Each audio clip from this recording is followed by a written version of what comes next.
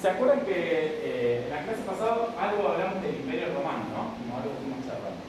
¿Qué se acuerdan que charlamos? Acá les traje el mapita del Imperio Romano, queda ahí armadito. Esto es la posición en territorio que tenía el imperio. Nosotros vamos a revisar, nosotros y nosotras, para ubicar en espacio geográfico esto, o sea, decir, che, ¿dónde estaba el Imperio Romano? Bueno, acá, y en tiempo, vamos a colocar acá, así que un poquito más. Nosotros y nosotras vamos a trabajar después de, vamos a tomar así, el nacimiento de Cristo hasta el 476, que es la fecha de la caída del imperio, que en realidad es la fecha de la caída de Roma, de la ciudad de Roma. ¿Qué se van acordando? Lo que se vayan acordando de la clase pasada y del año pasado. De una mano arriba. Que ven que es una mano arriba. Los patricios y derechos. Perfecto. Y la caída del imperio romano. Bien, perfecto. No llegué a agarrarlo. Patricios y plebeyos. Había un sector privilegiado. ¿Se acuerdan cuál era? Si eran los patricios y los plebeyos. Los patricios, perfecto. Y generalmente lo que sucedía, hubo como, no pensemos la historia como algo nítido, eso es un problema porque implica que no podamos ver bien qué es lo que sucedió, ¿no? Como esta cuestión de, che, cambió el 476 y bueno, ya la sociedad ya estaba en el 477, estaba organizada de otra manera.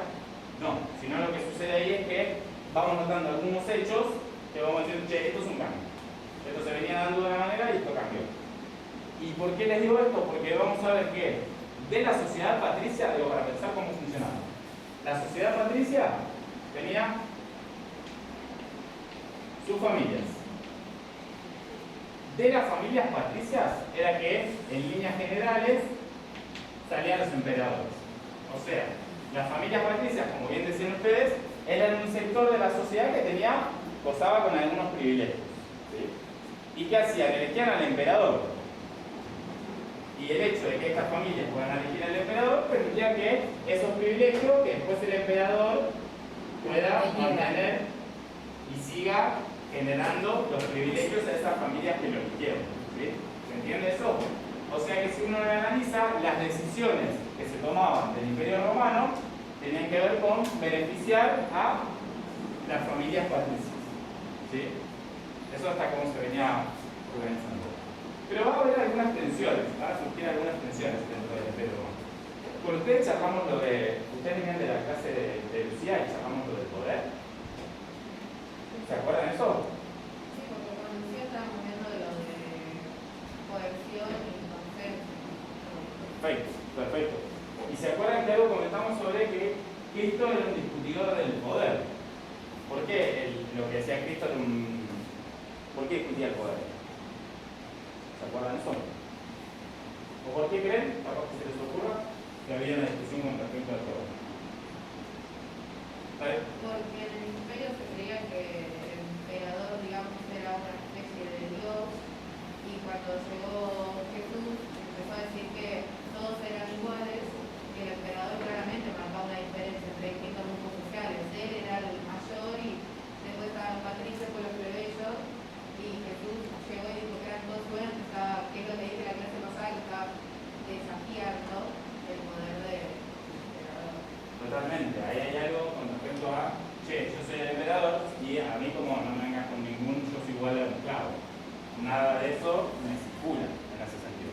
Después vamos a ver la institución, la iglesia, lo que sucede con el cristianismo, si el mismo cristianismo posteriormente no genera estructuras de privilegio, no termina poniendo como estructuras de privilegio, por ende de poder. Pero yo creo que uno de los puntos esenciales es que me pregunté siempre por qué hasta el 200, más o menos después de Cristo, acá ya estamos todos justos, ¿por qué proliferó tanto en la sociedad el cristianismo? No sé por qué a la gente le copó el mensaje. Y creo, digo, para pensar en la respuesta, poder entender y poder interpretarlo, porque justamente lo que sucedía ahí era que podían construir una perspectiva en la que había una alternativa de otra cosa. No sé si eso era real, de hecho no se concretó, pero sí que existía la posibilidad de decir, che, el emperador no es mejor que yo. otro elemento que aparece dentro del cristianismo para tener en cuenta es el no matarás.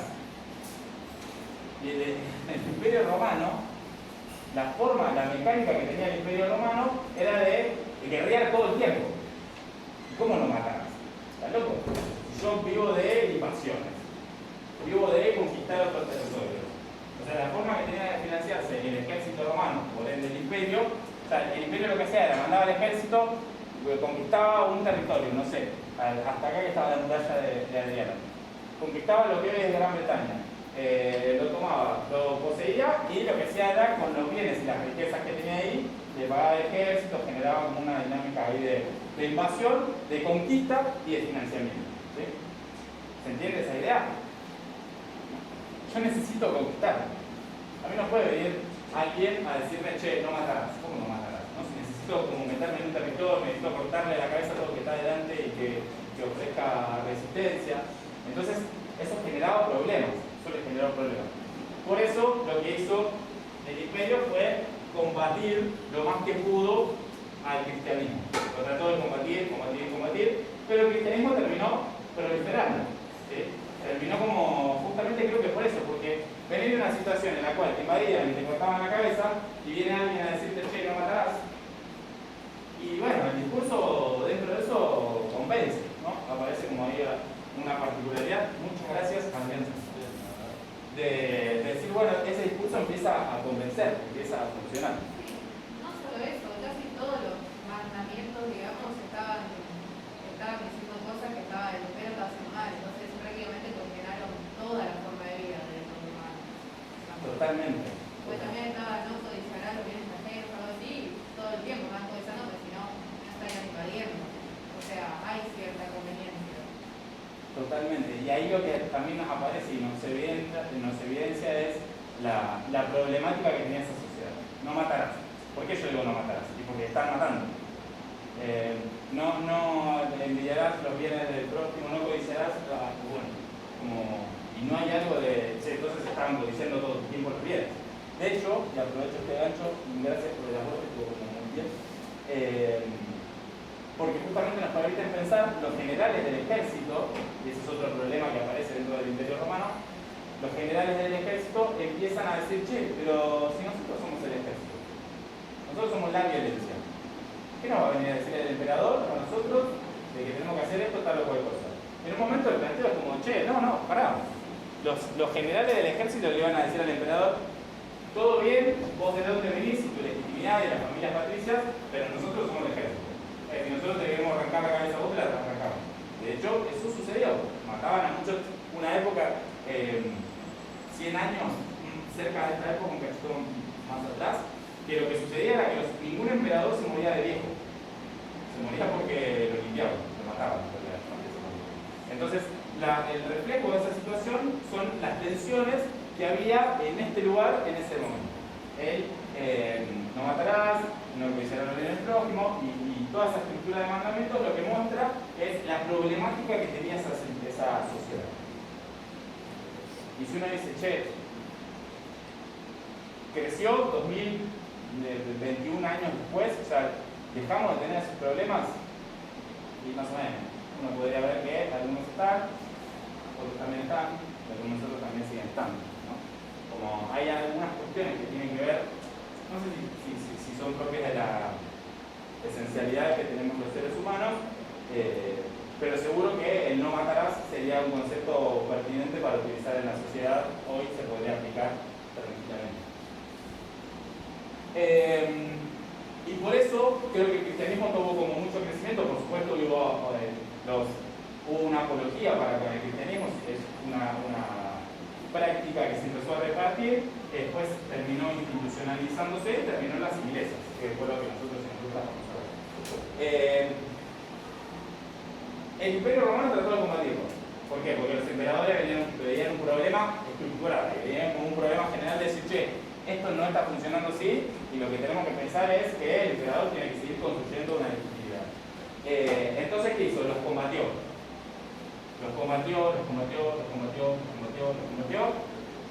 y nunca pudo.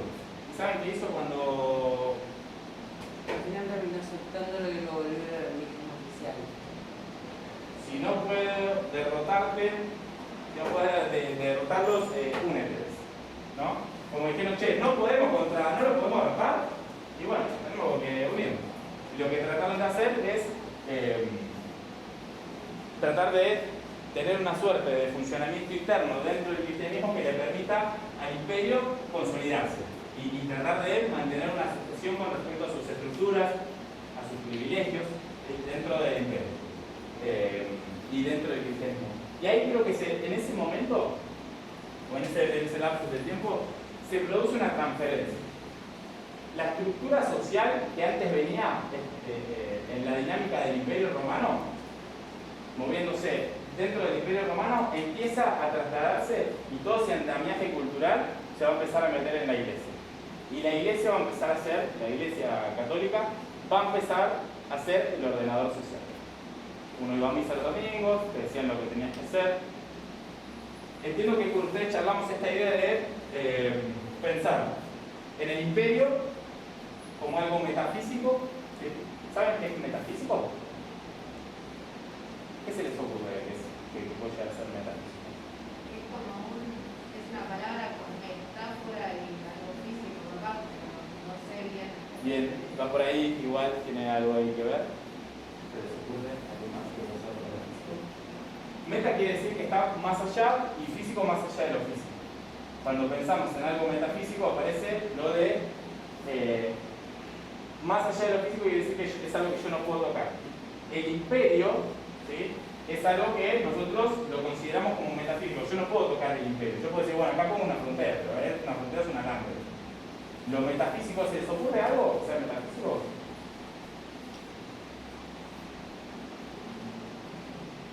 Que sea que nosotros no y nosotras no podemos tocar. Las emociones, ¿qué tipo? Ahí, perfecto. Perfecto, las emociones son algo metafísico, yo no las puedo tocar, pero sí las puedo sentir, las puedo percibir. Si yo digo tristeza, todo el mundo sabe de lo que estamos hablando. Si digo alegría, también sabemos de lo que estamos hablando. ¿Qué más? Los poderes del Estado. Bien, ahí hay algo metafísico también. Si yo digo la Argentina, ¿yo puedo tocar la Argentina?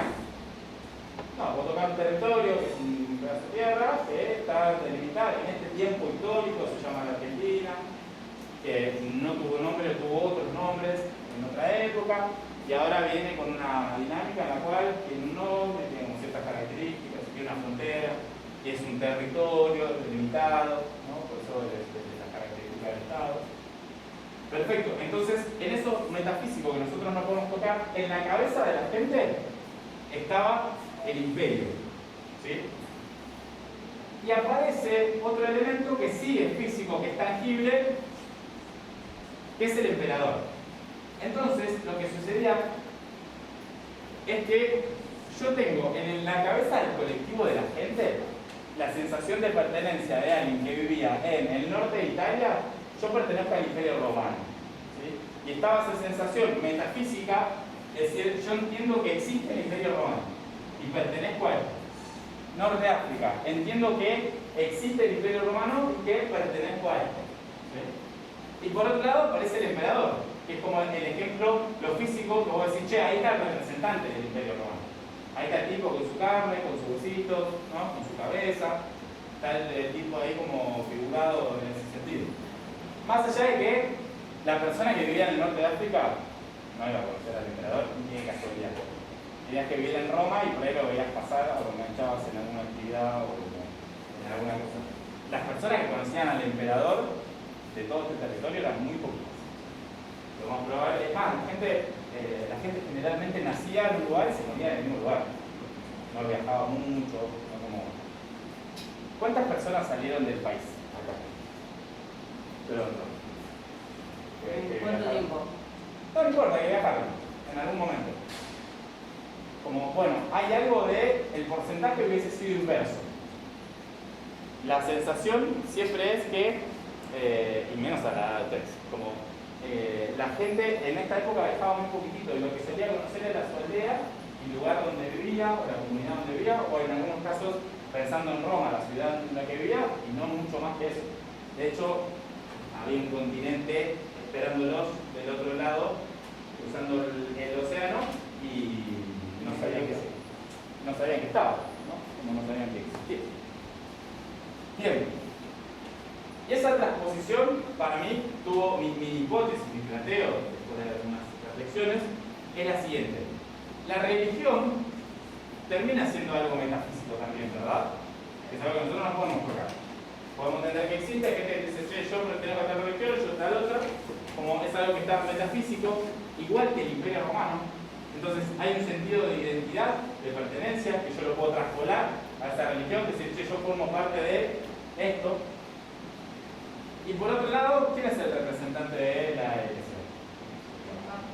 El Papa. Lo mismo que acá. Está ese señor de huesitos, que yo lo puedo ver, lo puedo tocar si quisiera, que es físico, que reemplaza al emperador. ¿Sí? Esto que decíamos un rato, no pensemos como esto de, che, sale el emperador, entra el Papa. Como no es que la sociedad funciona así, sí lo que sucede es que en la representación mental de las personas aparece la Iglesia como reguladora de la vida de las personas, y el representante en la tierra, justamente el representante tangible, el representante físico, empieza a ser el Papa. ¿Sí? ¿Se ve esa idea? ¿Sí? Esto va a pasar más o menos del 200 en adelante. Y lo que va a pasar es que toda esa estructura que ustedes fueron viendo de Egipto, Grecia y Roma, todo ese pasaje empieza a entrar dentro de lo que es la Iglesia, ¿sí? Que va a ser la ordenadora de la sociedad del 476. Me va a quedar de contrapegado, hace 1000 años.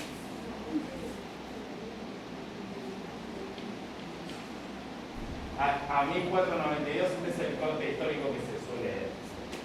O sea que lo que sucede ahí es que hay todo el andamiaje cultural que tiene el mundo europeo, todas las características que va teniendo el mundo europeo en ese sentido, lo que hacen es migrar y se van metiendo dentro de la Iglesia y van a llegar, de hecho, nosotros y nosotras, esto que decíamos del video de Piña de volver a pasar por el corazón, de recordar, ¿por qué nosotros vemos esto?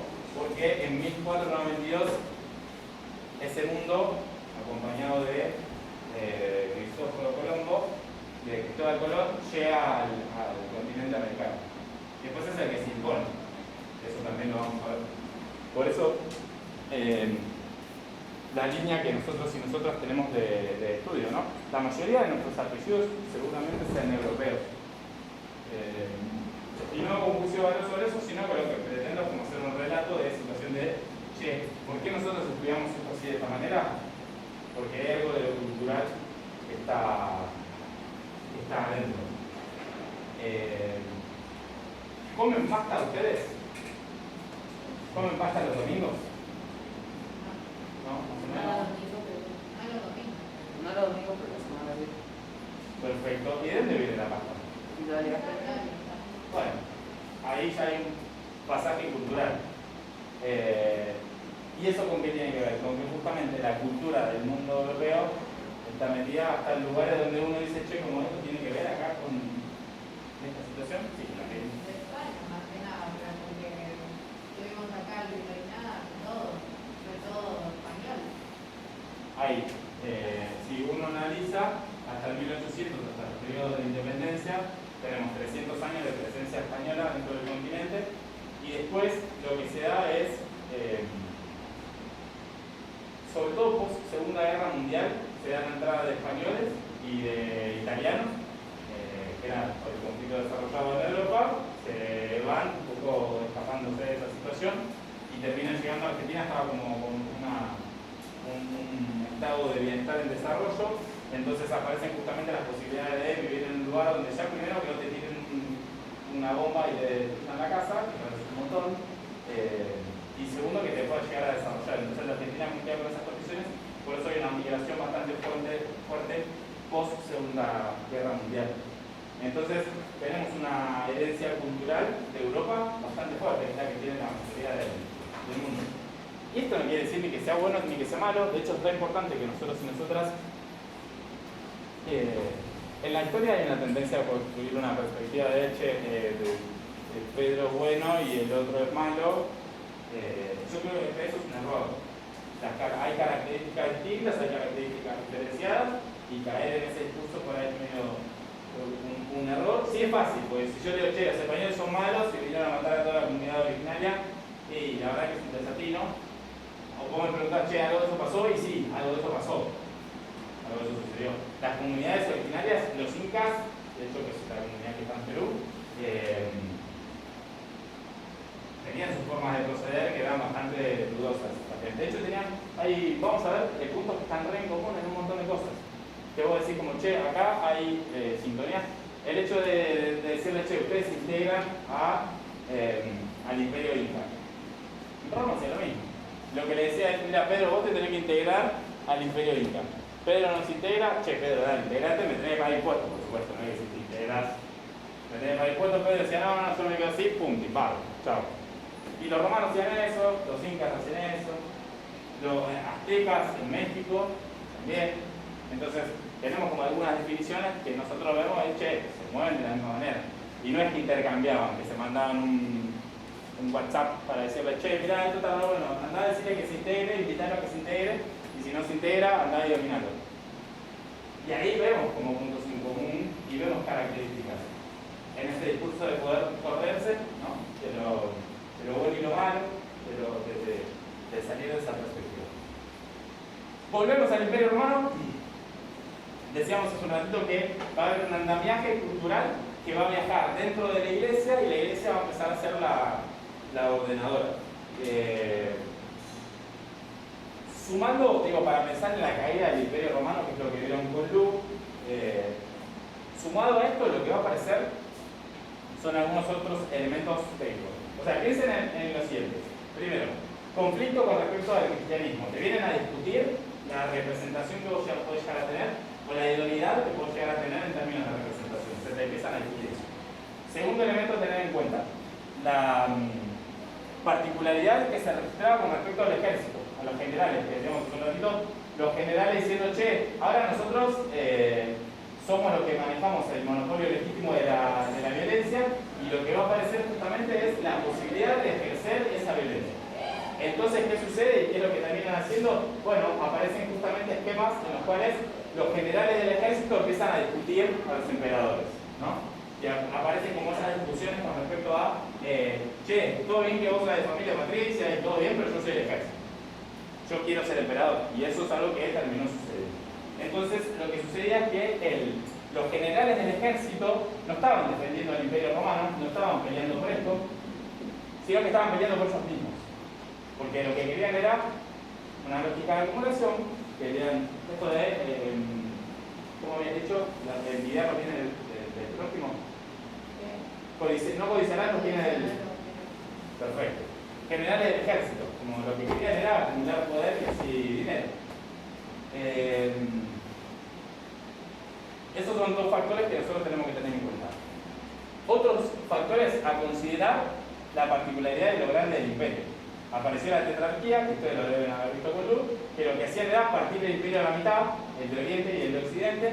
El de Oriente, de hecho, va a seguir como 1000 años más, se va a caer mucho después, y el de Occidente se va a caer en el 476. ¿Por qué? Porque era muy grande, entonces es difícil tener un territorio tan grande y contenido. Y hacen esto de la tetrarquía.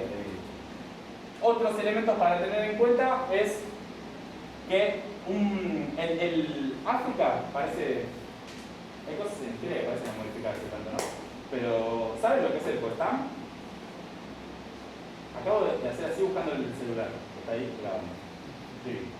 El coltán es un mineral con el que hacen los celulares. En realidad todo lo que implica placa tecnológica, ¿no? Celulares, compu, pantallas y demás. Ese mineral se encuentra en África. Y lo que hacen es ir a buscarlo a África. Y África termina siendo como el proveedor de materias primas del mundo en muchos casos, sobre todo de Europa. Y en este caso proveía alimentos. Y lo que terminó sucediendo hacia un poquín antes del 470, un poquitito antes, es que un pueblo del norte de África termina tomando Egipto. Ustedes vieron el Nilo, ¿verdad? Bien, perfecto. Vieron que el Nilo es como un territorio súper fértil, como lo que se planta en el Nilo crece. Bueno, el Nilo lo que hacía era proveer de alimentos a África, a Europa, perdón. puntualmente el Imperio Romano. Imaginen una ciudad muy grande y en una ciudad la gente tiene que comer, va a querer comer todos los días y demás. Bueno, África era el que tenía que proveer de alimentos al Imperio Romano. Y lo que terminó pasando es que eso se cayó porque tomaron un pueblo del norte de África, terminó tomando el Nilo y no les mandaba los alimentos que el imperio necesitaba. ¿Sí? Y ahí apareció este tercer problema. O sea que tenemos un problema con respecto al cristianismo.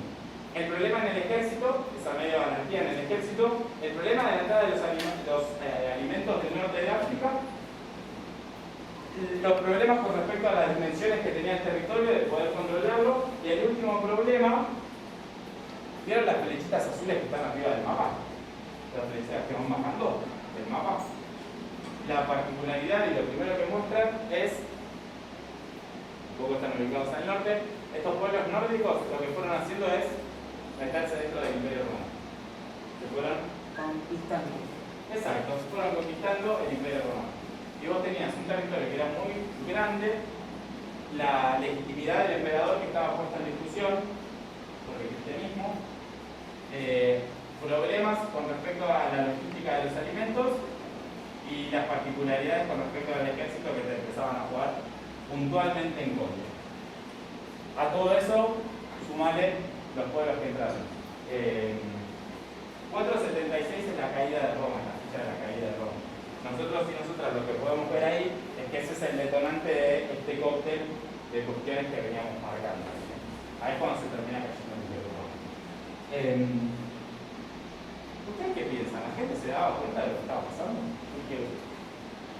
Acá dicen que no, con mucha claridad.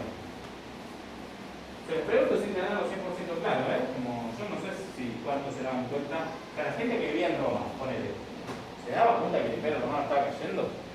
¿Se daba cuenta que había tensiones a la hora de pensar en el ejército? ¿Qué piensan ustedes? Yo tengo la misma sensación, yo creo que no. En esto de que los cambios en la historia no es que son que terminó el Imperio Romano, le toca a la Edad Media, bueno, dale, y termina encontrando la Edad Media. Yo tengo la misma idea. Digo, para pensar la historia desde el lugar de la gente común, un poco somos nosotros acá, ahora, que vamos a ser parte de la historia. Por suerte somos presentes. En todo este contexto, la iglesia, le sumamos una I a esto, la iglesia empieza a hacer esa estructura y ese esquema de funcionamiento que va a tener la sociedad durante esos milenios. Esa época se llama Edad Media. Se podrían haber gastado un poquito más en el nombre, ¿no? Porque dijeron, che, de Roma a lo que viene después es el Renacimiento, y el Renacimiento es de Roma. Entonces, ¿cómo le llamamos a esto que quedó entre el Imperio Romano y el Renacimiento que busca el Imperio Romano? La edad que está en el medio. ¿Cómo le ponemos? Edad Media. Pónganle un poquito más de entusiasmo, ¿no? Se podrían haber esperado un poco más. Bien. ¿Qué pasa? Terminó la peli, se cayó el Imperio Romano. Imperio Romano cenizas. ¿Qué pasa el otro día? ¿Qué pasó en el 477? Como decíamos, ¿qué pasó al año siguiente de la caída del Imperio Romano? Lo que terminó pasando es que se terminaron fragmentando los territorios en pequeños reinos. Se terminaron estructurando y sistematizando en pequeños reinos. Vieron que se hablaba de los reyes católicos. Cuando llegan a España, cuando Colón llega a América, no se habla de España, se habla de los reyes católicos. ¿Eso lo tenemos? Más o menos, es algo que en algún momento tendremos que haber visto en la primaria, por lo menos. Fernando, ¿se ve? Se habla de los reyes católicos porque, justamente, ¿por qué no se habla del Imperio Romano? Porque el Imperio Romano se cayó, se desgregó todo y quedaron fragmentados en reinos. ¿Sí? Quedaron fragmentados en distintos reinos. Y se empieza a organizar de la siguiente manera, que esto va a ser importante. Nos vamos a lo más chiquitito. Primero hay algo que siempre fue importante en la historia y lo es importante en la historia. La tierra. ¿Por qué es importante la tierra? ¿Por qué no está todo el territorio? ¿Por qué no está, perdón? ¿Por qué no está todo el territorio? Bien. Perfecto, eso es importante en términos políticos y de organización, totalmente. ¿Y qué más se les ocurre que tiene, en la Tierra tiene importancia? Si nos referimos más como tierra a tierra, podría llamarse alimentos como trigo y cultivo. Perfecto. Acá lo que marca es... Bueno, hoy, si lo pensamos, yo hoy lo pensaría en esos términos. Digo, cuando yo les digo, che, ¿por qué acá es importante la Tierra? Lo que me interesa que podamos llegar a pensar es que ustedes reflexionen de por qué es importante, por qué la Tierra hoy sigue siendo importante. ¿Por qué pasamos por el corazón pensar en la Tierra en la Edad Media? ¿Y por qué sigue siendo importante? Porque el territorio, como marcaban, implica petróleo. ¿Argentina qué produce en términos de alimentos? Hay algo que es un elemento que produce la Argentina de manera rápida. Algo que viene directamente de la tierra. Soja. Como hay un elemento principal que es la soja. Y que es lo que permite, cómo Argentina quedó ubicada en el mundo, o cómo la ubicaron en el mundo, y lo que tiene que entregar la Argentina al mundo. Que lo que tiene que hacer es soja. No más que otra cosa que soja. Y si hay algo que tenemos y que queremos todos y todas, es comer. ¿Sí? Y los alimentos son algo que van a salir, sobre todo en esta época, inevitablemente de la tierra. Más allá del avance tecnológico que se pueda llegar a tener, que en estos términos, en esta época, el avance tecnológico era al arado, lo que hacían era cambiarle la... Vieron que el arado tiene la punta que entra en la tierra, que debe tener un nombre eso, y yo no debo estar trayendo, como ser especialista, que es lo que se mete en la tierra. Bueno, el avance tecnológico en ese momento era sacar eso que era de madera, que se la rompía y hacerlo de piedra. Eso era el avance tecnológico, que era bastante explicado. Y eso lo que nos muestra es lo relevante que siempre fue la tierra, lo relevante e importante que siempre fue la tierra. Por eso los costos que tuvo, ¿no? Sobre todo tierras como la de la Argentina, que en términos mundiales, digo, pensando en términos de petróleo, la Argentina siempre fue bastante productiva en ese sentido. Las comunidades europeas que solían venir acá, lo que decían es, che, vos lo que tirás acá crece. Sembraste algo y crece. Y crece, y crece, y crece, y crece, y crece. Y es un poquito lo que pasa con la soja. ¿Y qué problema trae la soja? Digo, por plantar siempre soja. ¿Qué se les ocurre? Digo. Se destruye la tierra.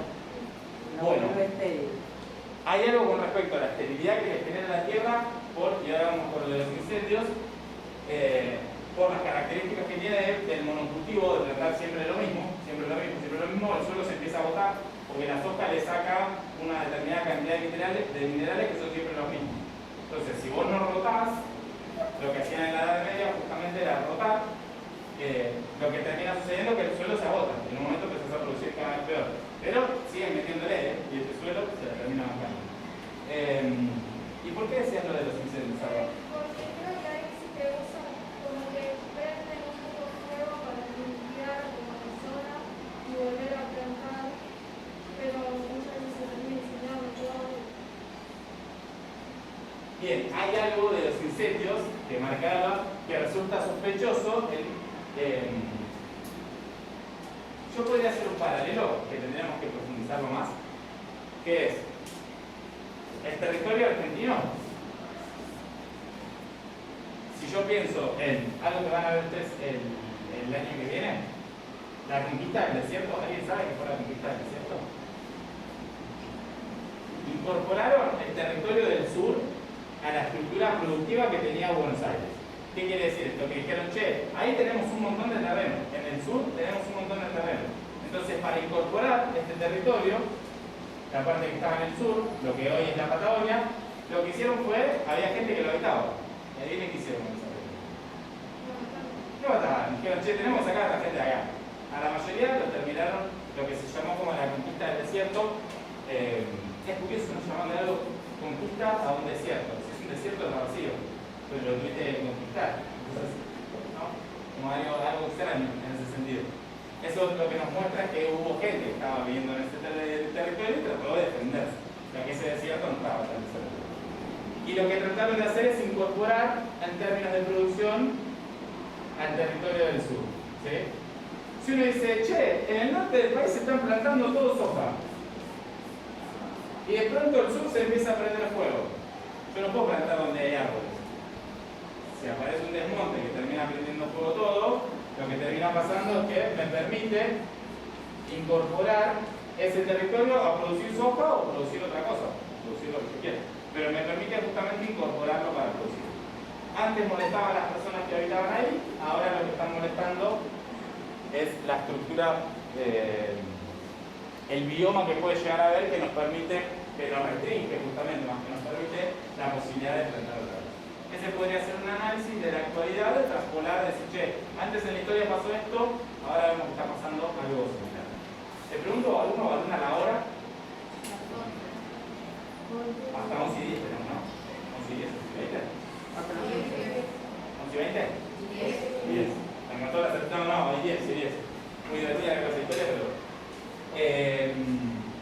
entonces, la tierra empieza a ser como un elemento fundamental dentro de la Edad Media y lo vamos a ver en ese sentido.